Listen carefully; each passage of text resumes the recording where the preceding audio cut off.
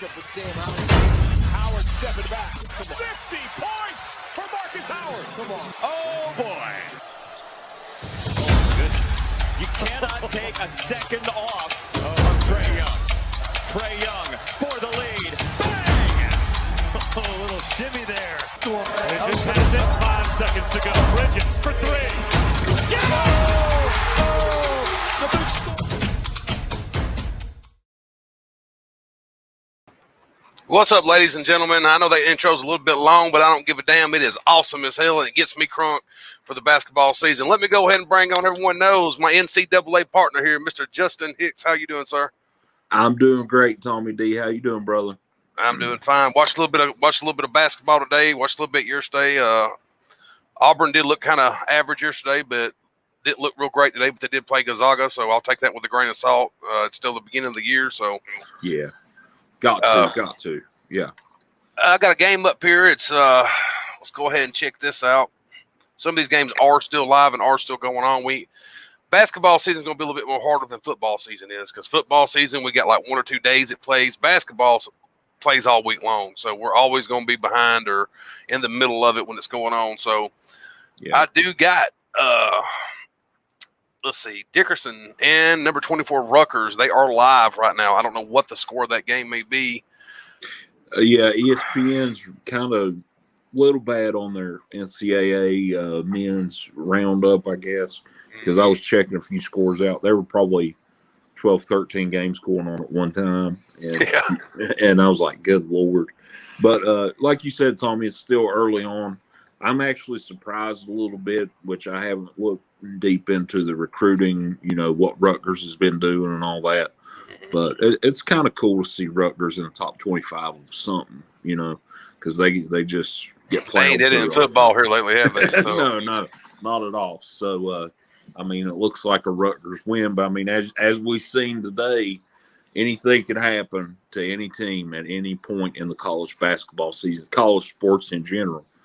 The only other game that I see that's going on is probably worth maybe talking about is Eastern Illinois and Marquette. And the reason I say it's going on right now is because Marquette's a pretty big basketball school. So yeah, I would probably end up picking Marquette in that one. But we do got some games that's already happened. You did have number 4 Virginia in San Francisco. And San Francisco beats Virginia 61 to 60. You had I'm going to butcher this guy's name. I know I am. So no disrespect, not like he's going to see it, but these names are getting a little out there. Some nobody's just named Mark or John anymore. It's a little crazy. So Jermaine Bailey Bouye is how I'm going to say that, is Bouye. He had 19 points in this game. Justin McCoy had 11 points in this game. Virginia, while they do suck at football, basketball they're a little bit better at. So yeah, this was a shock. I actually, Virginia is one of the most fun teams to watch, Tommy, for me personally. And they're slow, they're methodical. And I heard today, I didn't get to watch this game. This was not, I don't think it was on. If it was on, I was busy watching, something else. And I hate to say that, not dissing the program, but it came down to defensively. UVA just couldn't, that pack line defense, they forced you to make threes. And although San Francisco didn't shoot 40 threes or anything, they went 46.5% on 3-pointers, and UVA went 25%. And they just wasn't hitting the defense. That's why it's a little lower scoring, but offensively they've been this almost a cog in a wheel. If you look at it, it's called the mover blocker. And I think with all these new transfers coming in, all these young guys, they've had to go more of like a Villanova 5-out style, and it's still uncomfortable till they get what they need, and Coach Bennett's going to turn around. But this is a surprising loss and a huge win for San Francisco. And I honestly can say that I've never even heard of San Francisco basketball. I don't believe. They actually play. They're in the same conference as Gonzaga, but the only other team we really keep up with in that conference, because Gonzaga is so dominant, is St. Mary's, and they're a rivalry. But the West Coast Conference, man, they look for real. They almost beat another team today. I forget who it was. Let me look at I don't know if I wrote it down, but UCLA and Pepperdine. See, Pepperdine's in there too. And these are teams that just don't get the big name players unless you're Gonzaga. So it's very strange, but maybe the West Coast Conference is coming up this year. Hey, it's 2020. Anything can happen. I've seen a lot of teams this year in football that shouldn't be good that are, and a lot of teams that should have been good are struggling. So absolutely. Next up, we got Southern at number 5, Iowa. Iowa put up 103 on the boards. They get the win over Southern. Southern put up 76. I did not see this game. I know Iowa's been pretty good for the past couple of years. This is pretty much their year. I think Luka Garza, if you've caught any of him, he put up 41 points in this game. So well, I put in my notes it was today. If he would have got 26, he became the 9th man. Actually, the guy announcing that game for the Iowa Sports Network, he was getting ready to pass Suttles, and he passed him in the first half. Right. Speaking of Iowa, I know this don't relate to what we're talking about, but I did see today that Iowa State gets another win in football, and it is the first time in school history that they've ever beat Oklahoma and Texas in the same year. I'm pretty crunk about hey, man, Iowa State, man. I love it, man. Next up, you got a team that we don't get to hear a lot of ever anymore from football. Number 6, Kansas and St. Joseph. Kansas gets the win here, 94-72. Christian Braun had 30 points in this game. Jack Frost had 18. Kansas is one of those teams that I've been looking for because they've been kind of sleeping for the past couple of years. I feel like they've not made it. They've not made a big shock factor like they used to at one point. Yeah. And I've been saying for the past couple of years, Kansas is going to make us think that we forgot about them, and then they're going to come out and they're just going to start rocking everybody's heads, and that's what possibly could happen this year. They look good. I watched some of this one, so. That's what scares me a little bit about them, obviously, being in the Big 12. Big 12, I mean, we got the Big 12. I'll give my take on who I think is the best conference in basketball this year. But a lot of people will say it's the Big 12, and Kansas really is. They're super athletic. I mean, they played Gonzaga here just yesterday, and they lost, of course, because that, like we said earlier, that's a. Let's see. What am I looking at here? We got 1, 2, 3, 4, 5. I'm saying like 5 in the Big 12 that's in the top 25 or something like that. Very well possible. Yeah, I know Texas Tech, West Texas Virginia. Tech. West Baylor Virginia. is second, and they have yet to play. I think they play Sunday, if I'm not mistaken. But yeah, I mean, the Big 12 really is stacked at the top of the board. And like you said, I think 5. If it's not 5, it's 4 or 5. It's close to that number. I'm going to take I believe you with 5. But, Well, it's not because of my expertise. It's because I'm looking at the computer. So well, I mean, it was Seth Greenberg, actually, the famed ESPN analyst, and he said, this is their year. They could get maybe 6 teams or 7 teams in the tournament. I think he did. Don't quote me on that, but we can debate all day. But Kansas is always going to be there. They're always going to be a thorn in the side. Regular season champs. That's why I hate them. That's why I hate them so much. But got to be good at something, man. Gotta be good at something. At least they got a basketball team, and they're not focusing on just their track and field or something. That's right. That's right. Next up, we have Ohio at number 8, Illinois. This is a game I did not see. Illinois gets this one done only by a few points over Ohio, 77-75. Oh my God! Here's another name I'm gonna slaughter. I can help you with it because I had to watch a video with it, and it's a tough one, but he will be a lottery pick in the NBA. Ayo Dosunmu. Okay. If we're butchering it, we'll get it next time. It looks like it says Dosunmu. That's about like how it looks like he would pronounce it. Yeah. He had 27 points. I think the D's a little silent on that, actually, so it may be Dosunmu. I don't know. But it's a very hard name. Illinois has been super. I think this is their 3rd game. And I have this wrote down, Tommy. The first 2 games, Chicago State was yesterday, by the way. They won 97-38 on Thanksgiving. The game prior, 122-60. So, I mean, they're for real. They're in a lot of people's Big Ten roundup, Dosunmu, we'll call him that for now. What position does he play? I believe he is a guard. I believe he's a shooting guard. He's about 6'6", 6'7", though. So, I mean, that's it. It could be like a point, like a 2-way guard. But he's very exciting, I believe, to watch. We'll call him Ayo because it's AYO, and that sounds better. Ayo. Ayo. Yeah, we'll call him that. Well, we're going to take our first commercial break, and we'll be right back. As soon as I find which one I want to play. I have a system. Here we go.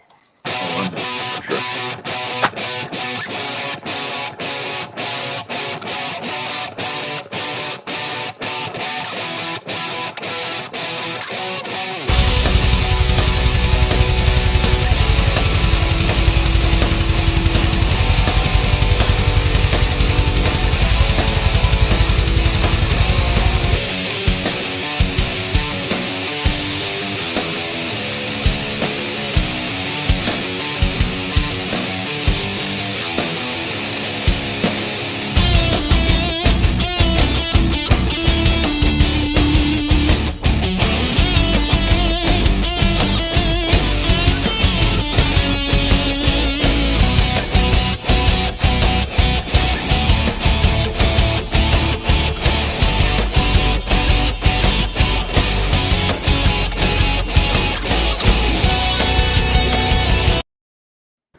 That is the Paradigm Shift. Make sure you catch us this Wednesday at 9 o'clock Central Time, where we will start, I believe, our Journeyman tournament.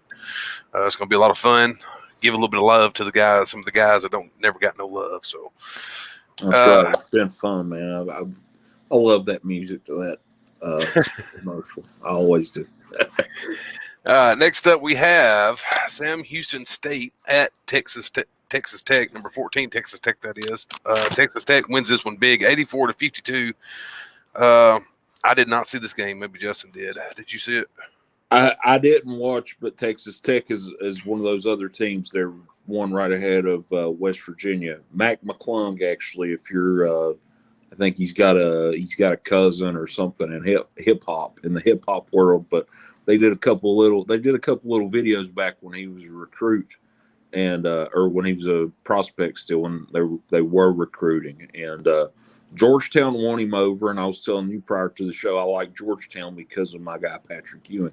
Well, he transferred to Texas Tech, so I went from loving Mac McClung and all his highlights to despising Mac McClung overnight. And boy, he's been. I mean, if he's not the top of the transfer list, because there's a few guys we've already gotten into, and we will get into.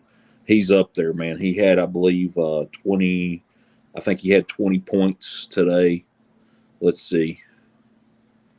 Yeah, but I mean McClung again, a top transfer in all the country, and they are 2-0. They play Houston next, actually. Yeah, 20 and 3 assists. He's averaging 3 assists and 3 steals, and they got 5 players with 10 plus points a game averaging.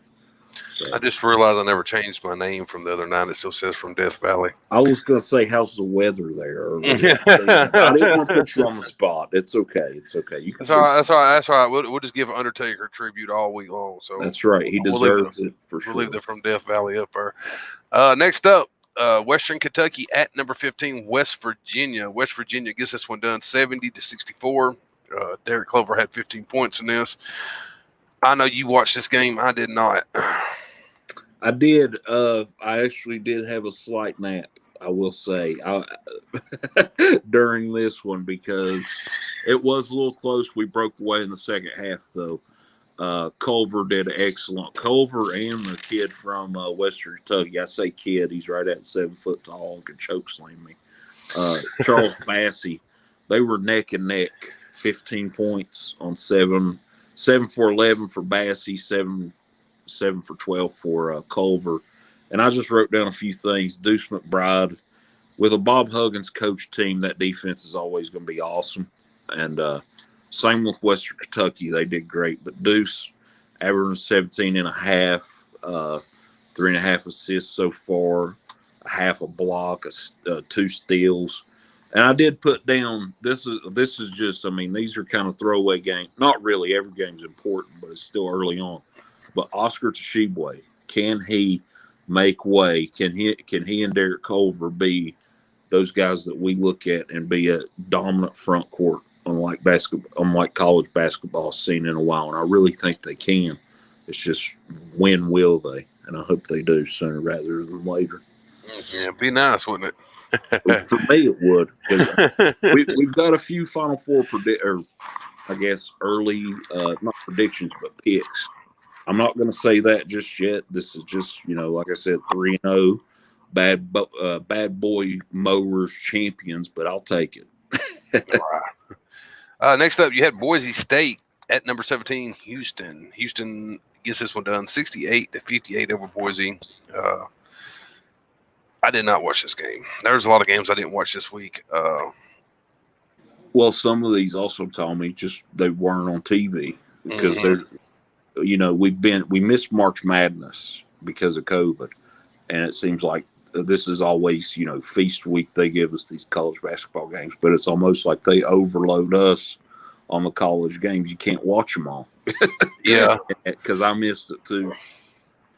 You had Pepperdine, wherever the hell that's at. Pepperdine at UCLA, and of course I've never heard of Pepperdine, but they hung with UCLA. They went into 3 overtimes. UCLA gets this done 107-98. I don't know why it took them 3 overtimes to beat them. I don't know where Pepperdine is. I'm definitely going to Google that after. I believe they are in California somewhere. It seems like they're probably like a prominent law school, some kind of, I don't know, but they're in the West Coast. I know that. I believe they are in California. So that's the community college down there. They didn't have no one to play. They said, go down and get some boys at Pepperdine. They won the local community college championship. We'll play them. That's how UCLA works, though, man. And they about beat them this time. That would have been hilarious to see. Yeah, that would have been hilarious. We ain't going to do none of these games. It's not ranked, except for at least I see a team like maybe this one. You had Toledo and Xavier. Xavier wins 76-73. Barely squeezes by Toledo in this game. Kai Tandy had 24 points. I don't know who the hell he is. Could be a top recruit. I don't know. Well, Xavier is good at doing that. Does he play for Xavier? I didn't see him today. It don't tell you. It don't tell you. Oh, okay. I look for him to, of course, be ranked eventually, being in the Big East. But I'm a Xavier fan. Actually, I like watching them play. So. Yeah, they're one of them smaller scholar colleges that I usually pull. I was always pulling for because Auburn sucked too bad to make it to the tournament. Hey, they used to. They're back on track now, baby. Yeah, a little bit. Let's see.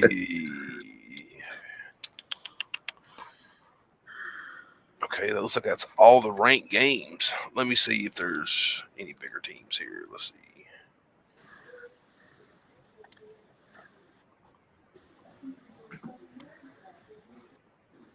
While I do that, we'll take a quick commercial break. Yes, sir. And that'll be perfect. Perfect.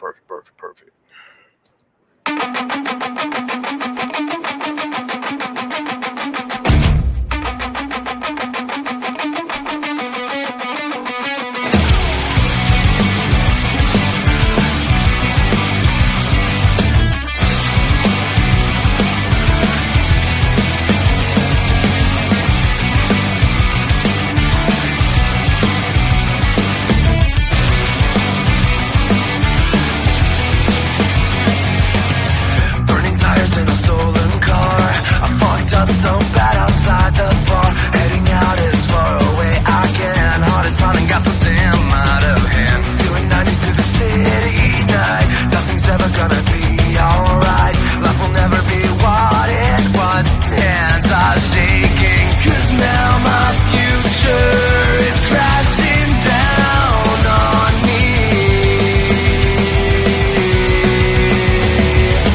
They try to kill me when I fought back. Crack the scotch with a baseball bat. The justice will never make this right. I need to run and stay out of sight. I'm not sure it was me or them. Not for a lifetime I'm condemned. I can forget my old set way of life. I go to prison or die by the night. That is the Total Nonstop Podcast. Make sure you catch it every Thursday. I believe they're going to run it at 8 o'clock Central Time with the Moose Man. And I believe he has random – he's going to try to have random guests on. I think Josh will be with him this week. Great show, man. I love watching one of the nicest guys because he's Canadian, maybe. Because he's Canadian. He's a good guy. That's why I let him take over the podcast. I know he'll do it justice. So, next up, you got UTSA. I just want to mention this because of Bossman. Speaking to him, they took on Texas Premier Basin. I don't know what the hell that is. These weird ass damn names they got. Anyway, they get the win, 97-71. I don't know exactly if Josh is a UTSA fan of basketball or not, but there you go. The next big game that I want to talk about is on down here towards – wait a minute. Was that Thunder? Yeah, we'll do this one right here. You also had Arkansas State at Marshall. Marshall 70, Arkansas State 56. Did you watch this one? I did not. A lot of those Marshall games will come on like a CBS Sports or something with a lot of those games, and I actually don't get that. But I know we're usually – Marshall is usually a high if you watch the Houston Rockets, they follow – what that format has been for so long because Mike D'Antoni's brother actually is the coach there. And they just shoot a very high volume of three-pointers, and if it don't go, that's fine. Just get the ball back and do it again. So I'm glad for them. I'm happy they won. It's a pretty good win for them against Arkansas State. Next up, you got Seton Hall and Louisville. Louisville gets this one done 71-70 over Seton Hall. Let's see. Jones did phenomenal in that game. Curville Jones, I believe his name is. Yeah, he had 18 points in this one. He's a transfer from somewhere. I'm not sure because I watched about the last 7 minutes of this live and told me this really became a shootout.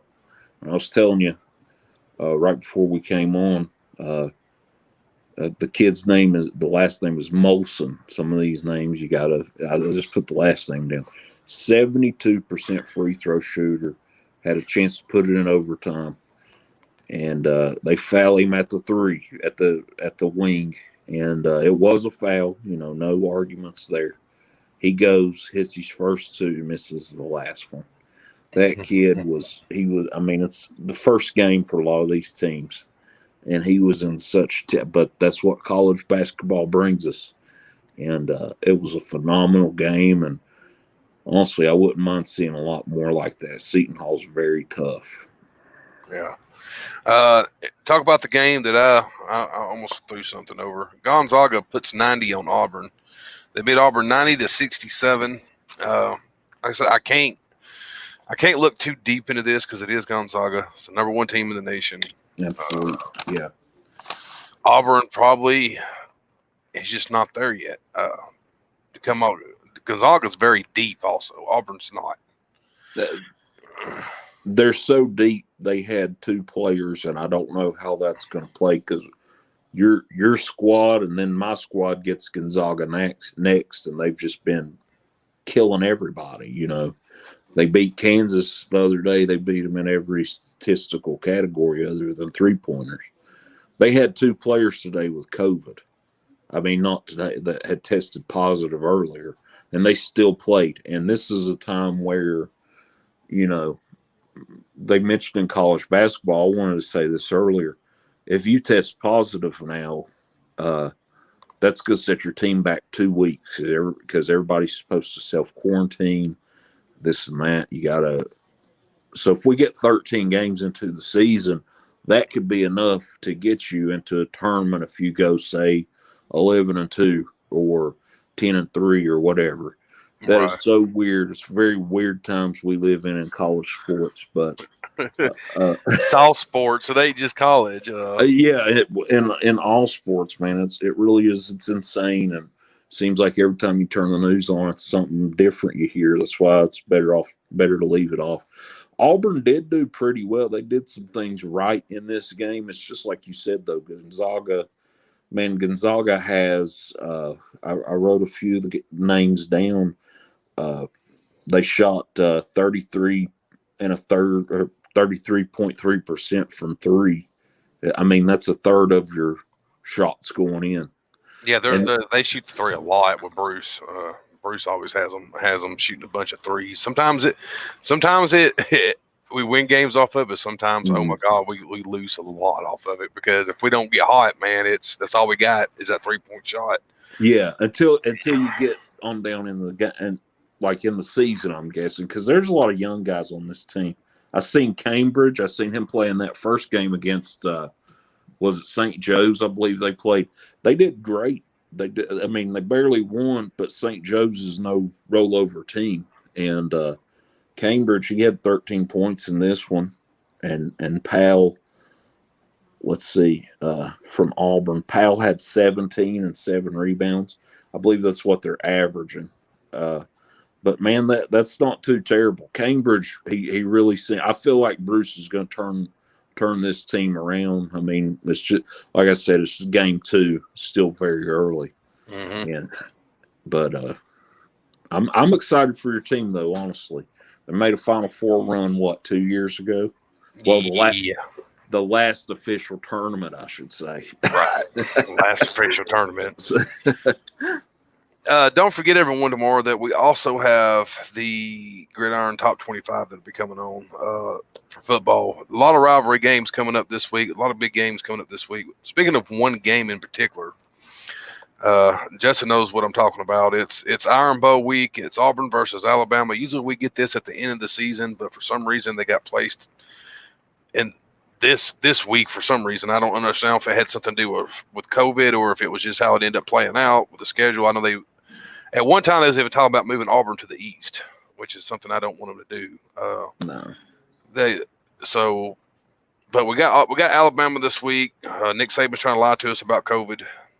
Tell us he's got COVID and shit again. So we'll go ahead and play this right here because this is officially, and I'll use my one F-bomb for this show as fuck Bama week. So I don't have no respect for Bama fans this week. And And if you think I do, I'm sorry. And if you're an Alabama fan, you can get screwed this week. I'll just be about honest with you. Hey, because he already used his other F-bomb. That's the only reason you can get screwed. That's right. That's right. I only had one. So, and I used it. I won't use it tomorrow on the football show tomorrow, but I used it on this one.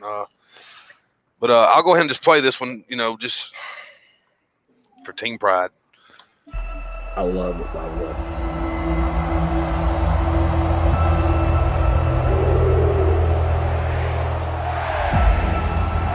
"1989, we started something special and brought the greatest rivalry in college football home. The Iron Bowl is what we came here for. To be a part of this history, this tradition. Give the ball up and over and in. Touchdown Auburn. The game of all games. And in this game, every second counts. There goes Davis. Oh my God. Davis is going running all the way back. Auburn has won the Iron Bowl in the most unbelievable fashion you will ever see. You feel that? He might go all the way. He's got one man to beat at the Alabama 30. He does. He's going to run for a touchdown. That's Auburn, baby. Ever the conquer, never the yield. Touchdown Auburn. We are a spirit that is not afraid. We do it for our family. We do it for our fans. Because Auburn fans love Auburn. Got Watson, Kirkton, touchdown Auburn! Touchdown Auburn! Johnson, touchdown Auburn! And he's again, go crazy, Cadillac! Oh my God! Auburn wins! War Eagle, baby. Let's go.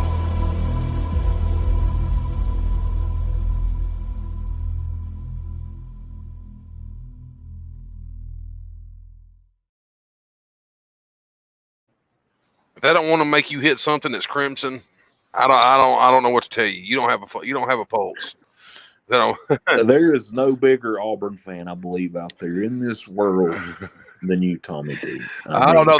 There's some pretty big damn fans, but I mean, I loved it. By the way, I love the pass. That's a little different than the one that I've seen earlier, like a preview or whatever. I did get to look at the preview, but this is the one game. Even if you're not a fan of college football, there's a couple games out there, and this is one of them that will make you watch. This one, Ohio State and Michigan.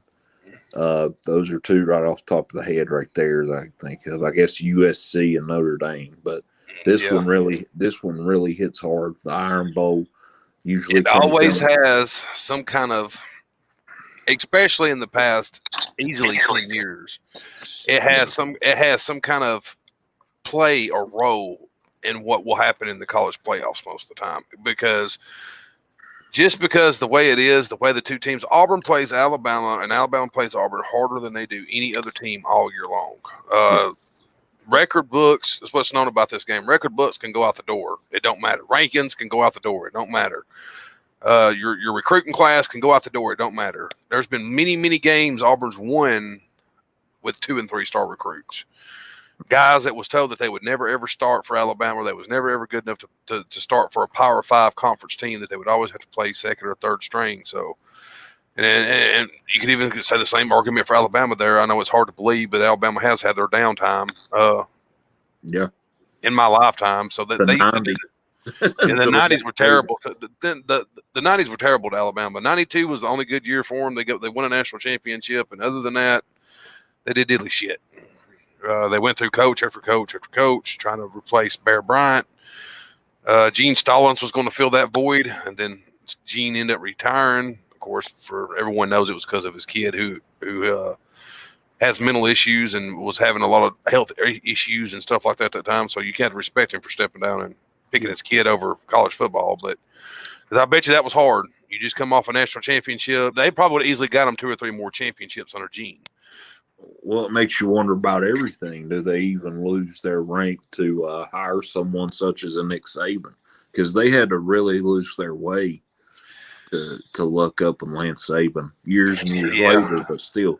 It was finally when they started getting that thinking mentality out of their head, and I watched it literally go down in my lifetime. Watched the University of Alabama shoot themselves in the foot time and time again because some coach washed Bear Bryant's car, or some coach played underneath Bear Bryant, and they thought, like, I don't know if they thought because if they stood next to the man, they gained some of his magic or what it was, and then they had a couple of those bad hires, and they had a bad hire that would like to go to Gentlemen's Club and charge it to the university, and they got rid of him, and then they finally brought Nick in. And I'll be honest with you, I don't give a damn who you are. No one thought Nick was going to be as good as he was at Alabama. No one had a freaking clue. He was good at LSU. He sucked at Miami the 1 year he was there. Before LSU, he was an average coach. I mean, you wouldn't turn him away. You would hire him, but you probably didn't have a whole lot of faith that he was going to bring you a lot of national championships or nothing like that. He wasn't necessarily A1 at the top of everybody's list as he has now become at. Because being mainly a NFL fan. At that time period, I think he was hiring 05 or 06. Yeah. Maybe 07, I don't know. I was like, what are they had won 1 game or 2 games or something. They had Muschamp on a lot of these guys that he's had on staff in the past that went on, and you mentioned it was kind of funny, Bear Bryant, those guys got jobs. Well, Saban's had a lot of guys like that, minus Kirby being the most successful, I would guess. But I was like, who would hire this? Not hating on him. He's from my home state and everything. I guess there's a lot of West Virginia fans that will root for Alabama simply because Nick Saban is there. Right. But the fact is, man, he couldn't coach in the NFL. And LSU, I remember Les Miles winning that national championship. I don't remember. I remember now, going back and watching Nick won, but I was like, oh, this is Les Miles. Les Miles is a great coach. It was Nick's players, but still, that didn't resonate with me at the time. So I was like, who wants this guy? And now he's won multiple championships in one spot, and Alabama will never be quiet. And the one I guess you could say losing record he has is to Auburn. Like, that's just legit. That's like if you want to call it a losing record, I mean, they've beat us more since he's been there than they've lost. But Auburn's won a lot of games that Nick should have won, and they cost him a couple of those rings. A little too confident winning there against Auburn team and end up shocking the world. Like, of course, Chris Davis, like that play of him running it back. Auburn wasn't supposed to win that year. That's the game. That's the one game in that rivalry I will never forget. I don't think anybody will. That's the one you remember where you were at and everything. I was standing up, being like, "Oh my God!"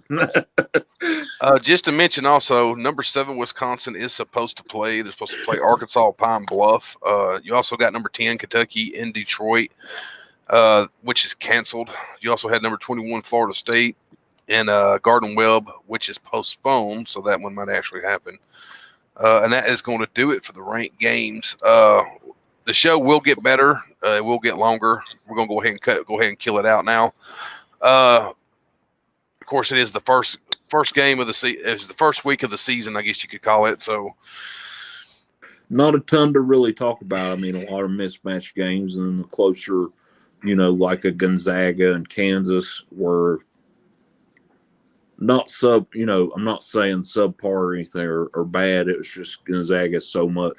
Real quick before we leave, I did write this down, and this is just the eye test, and I want to give one guy in particular, well, 3 guys, but on the same team, some love. Gonzaga and Villanova look the most championship ready. Iowa in that second tier, and if the tournament started today and we had to pick our 4 number 1s, I had Illinois in there today until the 2-point barely squeaking by Ohio. That being said, Gonzaga and Villanova, man. Nova, I said they look most complete team other than the Zags. They have 3 players that I fell in love with watching play in that classic the other night against Arizona State, another team you can't, rub your nose at. But Colin Gillespie, who's taken over the guard position, which is huge at Villanova. It's like they have 5 point guards out there at all times. They can do anything. They're just so good. But Jeremiah Robinson Earl, who did fantastic last night, he had, I think, 28 points. He's 6'9", and he plays like a guard. Like I said, he plays 1 through 5 on defense. And Caleb Daniels, another transfer from Tulane, and he looks strong. They compared him to Dante DiVincenzo in the NBA, a Villanova player, and he reminds me of like a bigger, more athletic, I guess if you want to say that. But I put Fred Van Vliet, but smarter. The guy, he was getting in there right at the kind of in the post, not so far between the post and the elbow, I guess, a little out on the wing. And he was just making some of the best guard decisions possible. He looked like a lottery pick. And I wanted to say that about Caleb Daniels. And I really look for this to be a phenomenal college basketball year if we can get it in. Right, if we can get it in. Don't want everyone to forget that Sunday at 12 o'clock, or I'm sorry, let me rephrase that. Sunday at 11 o'clock, you will have Mr. Josh, who will bring you the pre-show to the Revolution show for the second episode of Breakdown. For you that does not know, Breakdown is a promo-based show. It's basically ran like a wrestling show.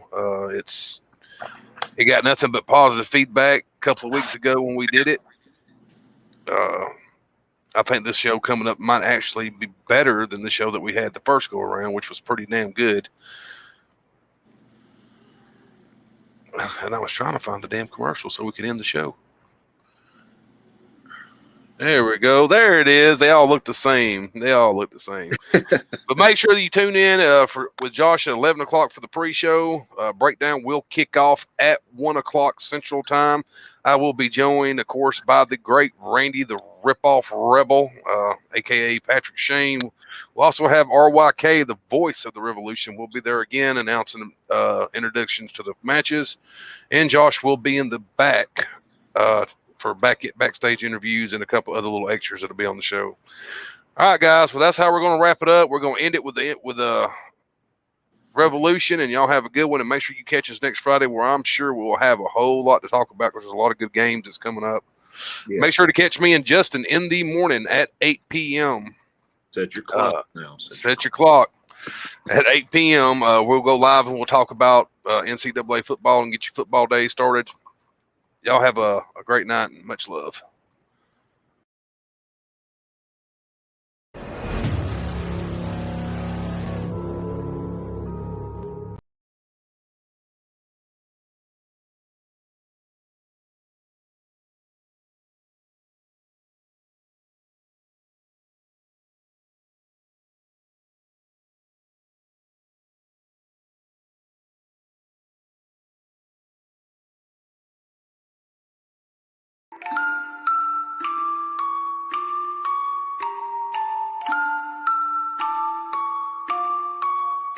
Hey! I'ma make them notice me, rhyming like it's poetry. Everything I oversee, I just like to overthink. Mocking me, you pay the fee, no returning, no receipts. Those of you that don't believe, quiet, you don't know a thing. Quiet when I'm trying to sing, quiet when I'm making beats, quiet when I'm trying to think. Sorry, I don't mean to scream, I just feel like no one really gets me, and it's sad to see, cause someday I'ma grow up and show all of you it's meant to be. Yeah, anybody wanna hear me rap? No. Come on, let me play a couple tracks. No. Come on, I can spit it really fast. No. You think I should throw this in the trash? No. Trick ya, haters go away before I hit ya. I am not a beggar or a kiss up. You don't understand, well I forgive ya. I am not a quitter, you ain't really think that, did ya? Maybe someday I could even be up on the radio, have a tour bus and maybe even play a couple shows. Everybody in the crowd singing every word I wrote, telling me that I am not the only one that feels alone. Huh? You feel alone? Yeah, I kinda feel alone. Wonder if the feeling ever goes away when you get old. Will I ever make it as an artist? I don't really know. Might not be the best, I might fail, but I guarantee that I'ma die well.